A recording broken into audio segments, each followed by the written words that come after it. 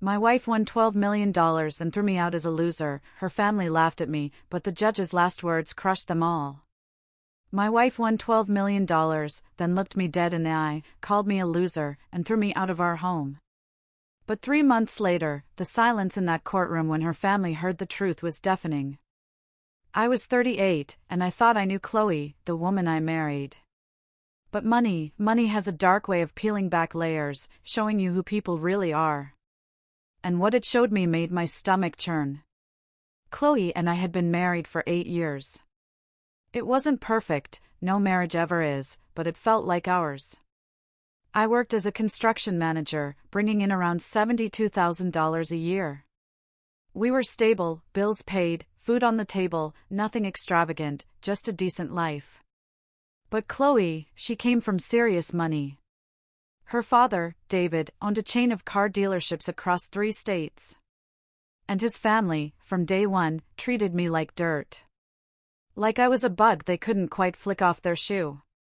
When we got engaged, David actually sat me down, slammed a leather-bound prenup on his desk, and told me, clear as day, I'd get nothing if we ever split. I signed it. Because I loved Chloe, and I genuinely believed we'd make it work, that love would conquer all.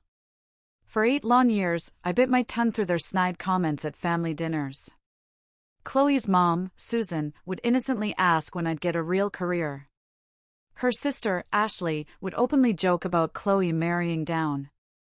I just swallowed it.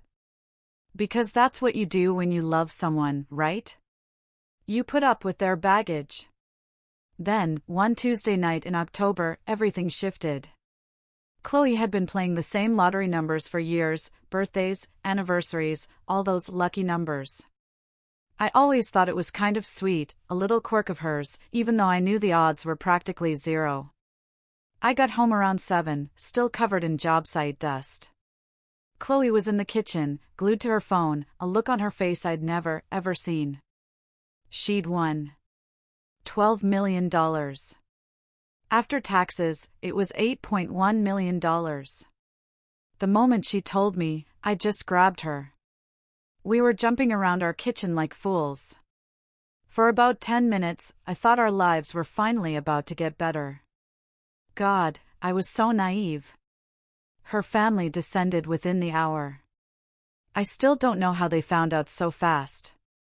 Suddenly, our house was swarming with champagne bottles, loud laughter, everyone hugging Chloe, barely even glancing at me. David kept pulling her into hushed corners. Susan was already on the phone with financial advisors. And Ashley? She just kept giving me these strange, calculating looks, like I was some pest who'd crashed the party. The atmosphere changed so quickly, it gave me whiplash. Chloe changed almost instantly. She'd fall silent when I walked into a room, whisper with Susan, then stop abruptly if I got too close.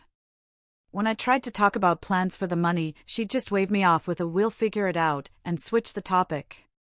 3 days after the win, David showed up with a lawyer. Not their usual family lawyer, but some shark in a $1,000 suit specializing in asset protection. They sat at our dining table, explaining, very carefully, that the lottery ticket was bought with Chloe's personal allowance. That the prenup I'd signed covered assets acquired individually during marriage, meaning I had zero claim to a single cent. David looked me dead in the eye. "You've been taken care of for 8 years, Ethan. I think that's more than fair, don't you?" The sheer audacity made me feel about 2 inches tall. I looked at Chloe, waiting for her to say something, anything. To stand up for me, to remind them we were a team, a married couple. But she just sat there, meticulously examining her nails. That night, she told me we needed time apart. Said she needed space to think about her future. The way she emphasized her future, as if I wasn't even a consideration, sent ice through my veins. I asked what the hell was going on. She finally looked at me with this blank, chilling expression, like I was a complete stranger. "I need to figure out what I want," she said. "And honestly, Ethan, I don't think I want this anymore." I pressed her. "What is this?" And her voice, flat and cold enough to freeze water, answered, "This life." This house. This you. The next morning, David, Susan, and Ashley were back. No more pretending to be civil. David announced Chloe was filing for divorce, and I needed to pack my things and leave, immediately. When I dared to say it was my home too, he actually scoffed. Susan chimed in, "You've been living off our daughter's family for years. You should be grateful we're not asking for back rent." Ashley just smirked, like it was the funniest show she'd ever seen. Chloe stood behind them. I looked at her, desperately hoping she'd say it was all a terrible mistake. She just shook her head. "Don't make this harder than it needs to be, Ethan. Just go. You're embarrassing yourself." But what she said next? That's burned into my memory, every single word. She looked at me with pure disgust. "I won $12 million, and I am not spending it on a loser like you. I could have done so much better, and now I finally can." Her family laughed. They actually laughed. Laughed at me, in the home I'd helped pay for, the life I'd helped build. They treated me like garbage, finally taking out the trash. I packed 2 suitcases, grabbed my beat-up truck, and drove until I found a cheap motel off the highway. It reeked of stale cigarette smoke and broken promises. I sat on that scratchy comforter in a $45 a night room, feeling like my entire life had just been ripped away by the very people I'd trusted most. But rock bottom?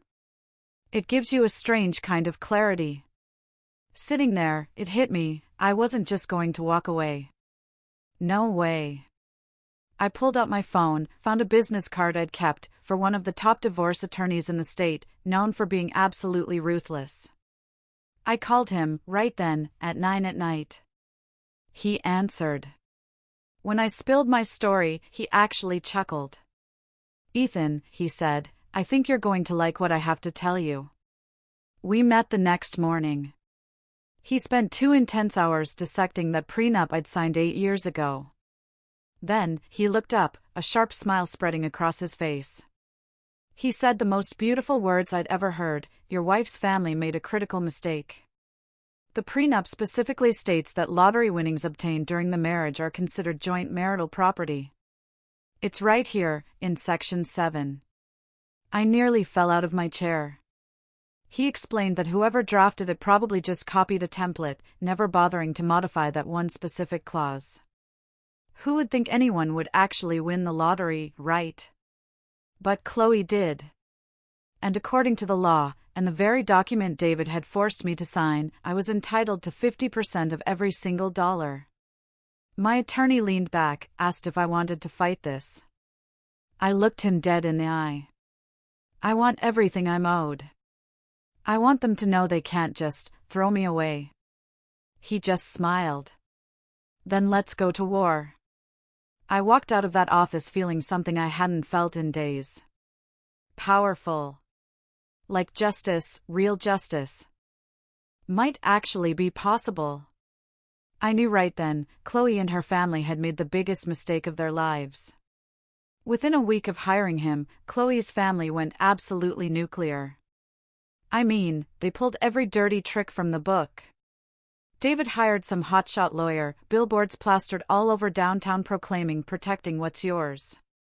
The irony wasn't lost on me, they were trying to take what was legally mine. The first letter from their attorney was 12 pages, basically calling me every name in the book without actually swearing. Gold digger. Manipulative. Said I contributed nothing, just trying to steal from a hardworking woman who got lucky. I was so furious reading it, I had to walk laps around my motel room just to calm down. My attorney just laughed. Said angry letters meant they were scared, and scared people make mistakes. He was right. 2 weeks later, their first offer, $1.2 million. Just sign away all claims and disappear. My attorney called it an insult, said we shouldn't even dignify it with a response. But I told him to send back our counter, 50% of $8.1 million, that's $4.05 million. And I wanted it in writing that they'd admit the money was marital property. They absolutely lost their minds. David called my attorney directly, apparently screaming for 15 minutes about me being a parasite trying to bleed his daughter dry. My attorney just calmly repeated our position, then hung up. A week later, another offer, $3.2 million. Final offer, they declared, threatening to bury me in legal fees and drag it out for years if I didn't take it. I said no. That's when things got truly ugly. Chloe and her family started spending that lottery money like it was water. And this, it turned out, was the dumbest possible thing they could have done. Within a month of winning, Chloe bought an $87,000 brand new BMW, put a $250,000 deposit on a downtown penthouse, and blew about $40,000 on designer clothes and jewelry. Ashley even posted photos on social media from some resort in the Bahamas, and I could see Chloe in the background, wearing a watch that probably cost more than my entire truck. My attorney was watching all of this like a hawk. One day, he called me into his office, a look of pure, unadulterated joy on his face. He explained commingling, essentially, mixing money in a way that makes it impossible to legally separate. Chloe, you see, had deposited the entire $8.1 million into the checking account we'd used throughout our marriage for groceries, household bills, everything. Then, she started buying all her new toys from that same account. He told me she'd just turned the entire $8.1 million into marital property. Every lawyer knows you don't mix funds like that. But she did. I asked what it meant for our case, and his grin told me everything. We were about to win. Big. But wait, it got even better. My attorney subpoenaed all of Chloe's financial records and found that their hotshot lawyer had made a catastrophic error in their own court filing back in November. In their response to our initial divorce petition, they'd included a line stating the BMW and penthouse deposit were purchased with marital funds. This was signed under oath, submitted to a judge. He showed me the document. I read that line 5 times before I understood the sheer magnitude of it. They had admitted the lottery money was marital property, in their own legal filing. He nodded, that huge smile still there. They couldn't take it back. Their own attorney had, with one careless sentence, utterly destroyed their entire case. My attorney sent them a copy of their own filing, that line highlighted. They went completely silent for 3 days. Then, the panic offers started, $3 million, then $4.5 million, with a gag order attached so I couldn't talk to the media. My attorney actually recommended taking the $4.5 million. Said it was close enough to half, and would spare us the uncertainty of trial. But something inside me just couldn't. This wasn't just about the money anymore. Yeah, the money mattered, but this was about the principle. About Chloe looking me in the eye and calling me a loser. About her family laughing as they threw me out of my own house. About 8 years of being treated like I wasn't good enough for their precious daughter. I looked at my attorney. We're going to trial, I told him. I want a judge to tell them exactly what they did wrong. He looked at me for a long moment, then nodded slowly. We'll finish this together, he said. As we prepped for trial, Chloe's family made one last desperate, pathetic move. They hired a private investigator to dig up dirt on me. I spotted the guy after 2 days. He wasn't exactly subtle. My attorney filed a motion to have the surveillance thrown out as harassment. The investigator, apparently, reported finding nothing. I just went to work, went to the gym, went to my apartment. No dates, nothing questionable. Their lawyer actually had to admit in a court filing that their investigation turned up 0 evidence of wrongdoing. Then Chloe tried to claim I'd been emotionally harmful during our marriage, that I'd controlled her finances, isolated her from friends. My attorney literally laughed when he read that. We had 8 years of bank statements showing she'd spent whatever she wanted, whenever she wanted. Plus, nearly 50 character witnesses who could testify I'd never stopped her from seeing anyone. The allegations went nowhere. 2 weeks from trial, their attorney called with one final settlement, $3.5 million. No gag order, no admission of guilt. Just take the money and end this. My attorney put him on speaker. I looked at that phone. "See you in court," I said. You could practically hear the defeat in the other lawyer's voice when he just sighed and said he'd see us there. I spent those 2 weeks with my attorney, going over every detail, practicing cross-examination, staying calm, reviewing every document. He told me our judge was tough but fair, no nonsense, and stuck strictly to the law. If we presented cleanly, kept emotions in check, we'd win. The night before trial, I barely slept. Just stared at my apartment ceiling, realizing my entire life had boiled down to one day in court. But I wasn't scared anymore. I was ready. Ready to look Chloe and her family in the eye and watch them finally understand they'd lost. That feeling? It was worth more than any money. The courthouse on trial morning was absolutely packed. I mean packed. Reporters with cameras, news vans outside. Our case had apparently become a local spectacle.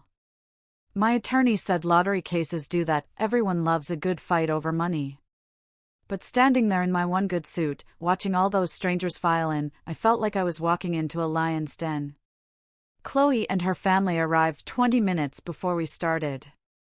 They looked like they were attending a movie premiere, not a divorce trial. David wore a custom suit that probably cost more than 3 months of my salary. Susan had enough jewelry on to fund a small country. And Chloe? She looked like she'd stepped off a magazine cover, in some designer dress with a 4-digit price tag.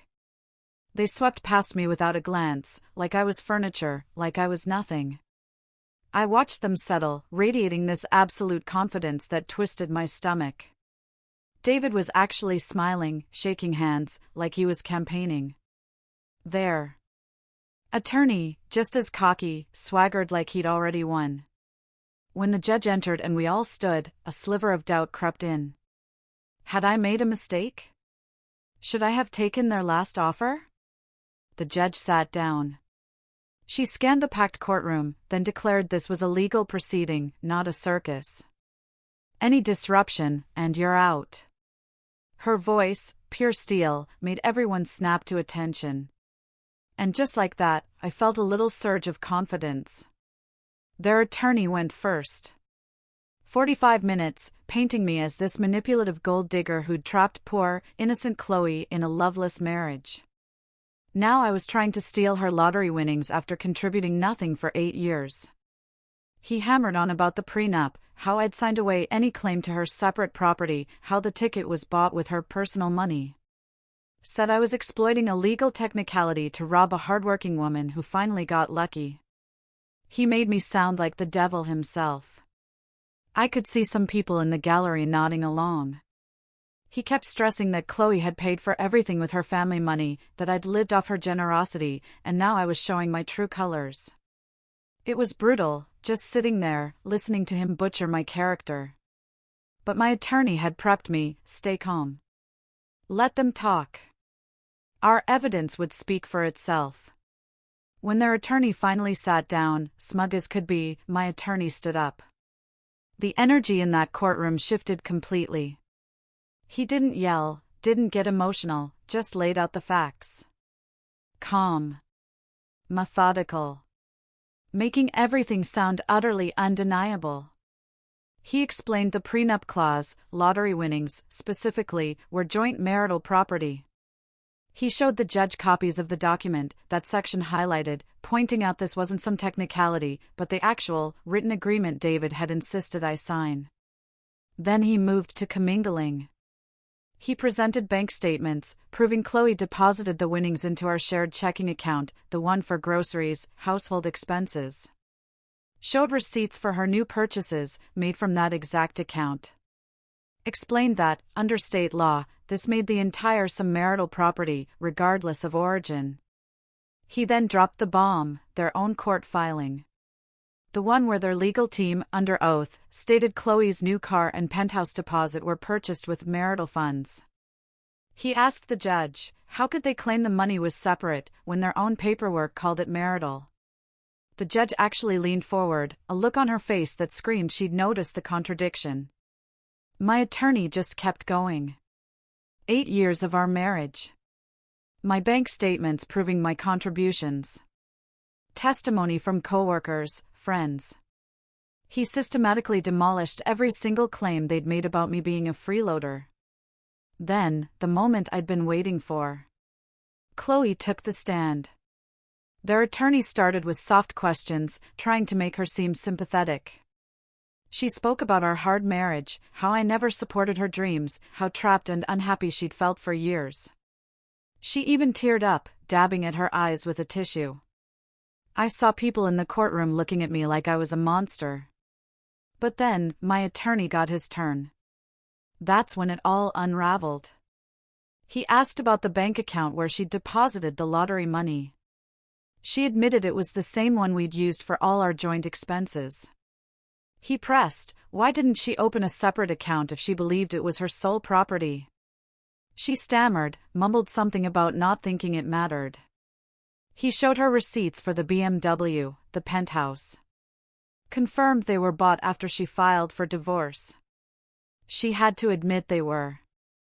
Had anyone forced her? No, she chose to. Then, the question that sealed our victory.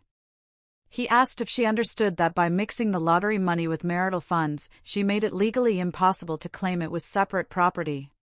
She just sat there, staring blankly, before finally, barely audibly, admitting she hadn't thought about it that way. You could see the judge writing notes, the expression on her face no longer sympathetic. I knew then. We had won. The closing arguments felt almost anticlimactic after that. Their attorney made emotional appeals to fairness. My attorney stuck to cold, hard law and facts. When the judge announced she'd issue her ruling after a short recess, I actually felt calm for the first time in months. We waited in a small room, my attorney saying he felt good, but making no promises. When we were called back, and the judge started reading her decision, my heart hammered so loud I thought everyone could hear it. She methodically went through the prenup, confirming lottery winnings were explicitly marital property. She discussed the commingling, how Chloe's own actions had converted separate property into marital assets. Then, she looked directly at Chloe. She declared the court found her claims of separate property to be without merit, given the evidence. The judge ruled I was entitled to 50% of the winnings, for $0.05 million, and ordered Chloe to liquidate assets, including that BMW and all her designer purchases, to satisfy the judgment. The courtroom erupted. Reporters scrambled out to file stories. Chloe's family looked utterly shell-shocked. David was red-faced, yelling at their attorney. Susan just stared, vacant. Chloe herself was crying. Real tears, this time, not the fake kind she'd put on for the stand. I almost felt bad. Almost. Until I remembered her calling me a loser, and her family laughing as they threw me out. My attorney shook my hand. We did it, he said. I just nodded, barely able to process it was finally over. Outside, reporters swarmed. I only answered one question, how do you feel about the verdict? I looked straight into the camera. Justice always tastes good. That quote was everywhere.